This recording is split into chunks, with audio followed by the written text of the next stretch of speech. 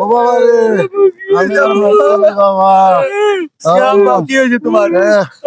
এক কাম করো, কি একটা খাতা আর কলম দিয়ে আসো তো। খাতা কলম কে? খাতা কলম কে? রে খাতা কলম কে? দাঁড়া বাবা দাঁড়া, আনুক খাতা কলম আনুক রে বাবা। লেখ তো তুই, লেখ কি লেখ, আমি কই লেখ। কোন কোন?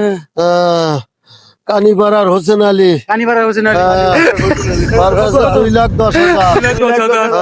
আব্বা তারপরে মধ্যপাড়ার ওস্তম, আব্বা কও কও কও। ওর কাছে 1,85,000। তারপরে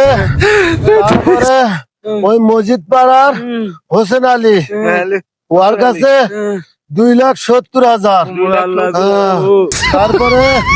তারপরে ওই যে কি ওটা, পিছন পাড়ার শফিক, ওর কাছে 3,35,000। এত টাকা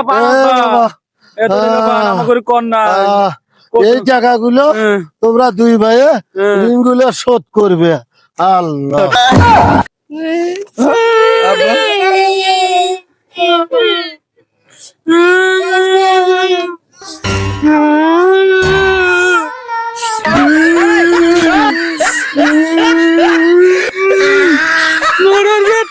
এতগুলো ঋণ করে তুলে দিয়েছে। বেটা এতগুলো ঋণ করছে, আমরা ভাবছিলাম আম করে দিব। শালা আমি জানি, আমার বাপ মা এটা যা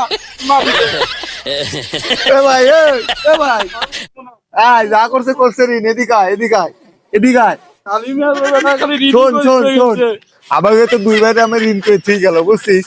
এ তো বাপের নামে কলঙ্ক, বুঝছিস? এখন তো কিছু করার নাই, সমাজের লোকজন কি কবেনি। চল মাটি দিয়ে তুই দিয়ে চাপা দিয়ে যাওয়া এবং ঋণ পড়া